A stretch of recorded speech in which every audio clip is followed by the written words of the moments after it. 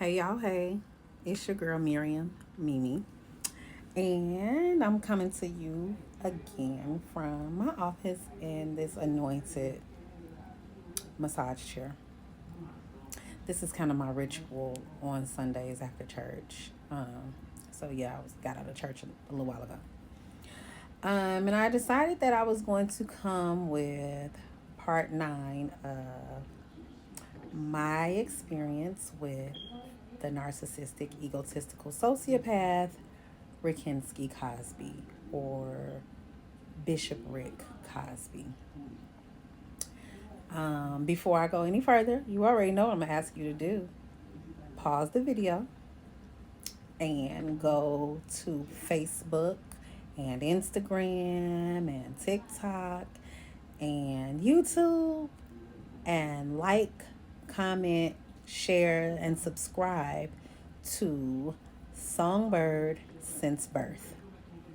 That's me.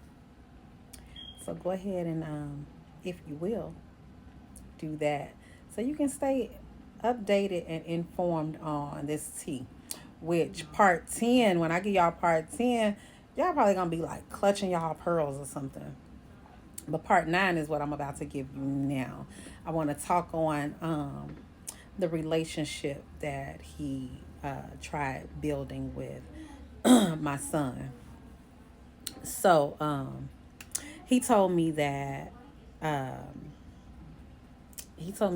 God sent him my son. God sent his son. God didn't send him my son, but he said God sent him my son um, to help him through his grieving process of mourning his son that was allegedly unalived by the Dallas Police Department, which you all know if you've been watching the videos from one to now, you know that not only was the son not unalived, but the son doesn't exist. Okay. Now, at the time that he was saying this about my son, of course, I didn't know any of that. Okay. So he said that, my son was God sent him. Y'all, he even had my son stored in his phone as my God sent son. I'm inclined to believe that the man was crazy enough to have convinced himself that he was my son's daddy.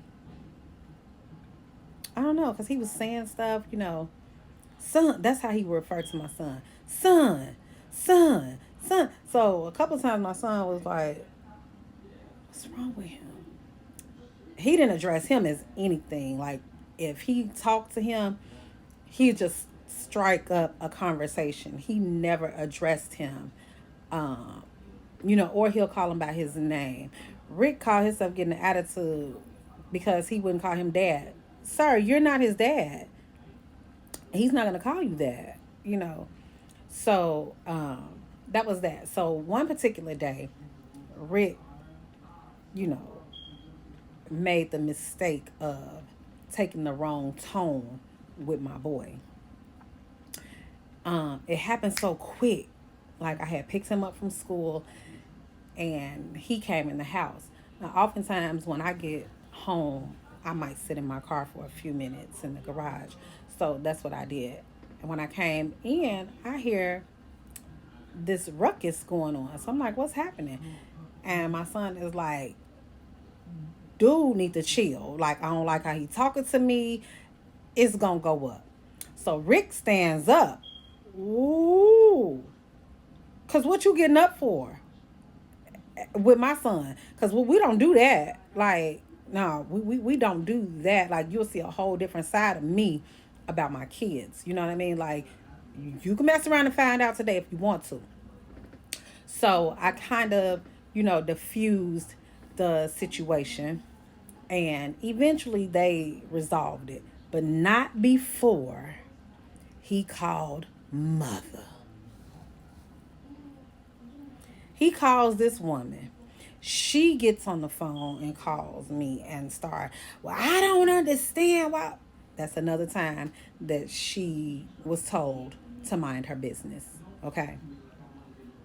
Every time after the initial time, like, you can't call me and say anything regarding what's going on here at all. Mind your own miserable business. Okay.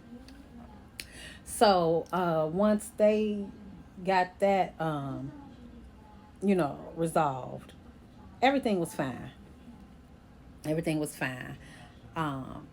They still kicked it or whatever until the Sunday. I believe it was a Sunday.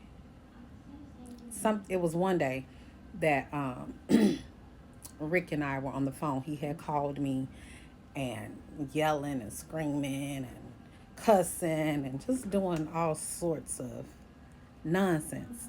Well, my son heard us arguing and he heard him threaten me. He told me I'll come over there, and I don't even remember what he said he was gonna do, but I did encourage him, like, pull up. Um, so my son leaves from downstairs, goes upstairs, and I'm thinking that he's playing his game because that's what he does. I am on a FaceTime call now with two other people. We were, like, discussing the logistics and things of the concert that we were planning. Next thing I know, my baby runs down the stairs and jerks the front door open. And he says, "Yeah, that's what I thought. He ain't out there." And I'm like, my baby don't be into it with nobody. So I'm like, "What's going on? What you talking about?" He's like, "Rick." And I said, "Who are you talking about?" And he says, "Rick." And I said, "What? Why would Rick be outside?" He said, "Because he told me to come outside, that he had something for me. He come outside." But like, I said, "Well, why?" So he had heard us arguing and heard him threaten me. So my son texts him and says, "Don't threaten my mother again, because if you do, that tumor," y'all know the tumor he was coming at. He said, "That tumor that you claiming to have won't be what takes you out." Y'all know these kids don't play about their mamas, especially them boys. Them boys don't play about their mamas like them girls don't play about their daddies, okay? But when you like me, you don't play about your mama or your daddy, okay? So I was like, "What?" So he tell my son to come outside. He got something for him. So my baby look, Rick drives past the house. So now my son call him, "What you ride past for?" At this point, I'm like, "Oh, it's getting real." So I dropped my phone, still on the FaceTime call. So the people I was talking to, they heard everything.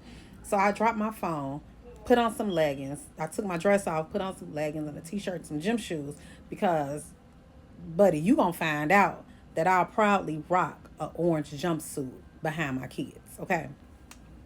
So he on the phone, "Yeah, I'm coming back. I'm coming back, little N-word." Call mother. Now she on three-way. I hear her on the phone. She tell my son, "Well, I don't like you, no way." What senior citizen that's supposed to be a woman of God, a supervisor in the Lord church, who speaks that way to a teenager? So my son said, "I don't care. I don't like you either." He like, "You don't even know me." So that was that. That night happened.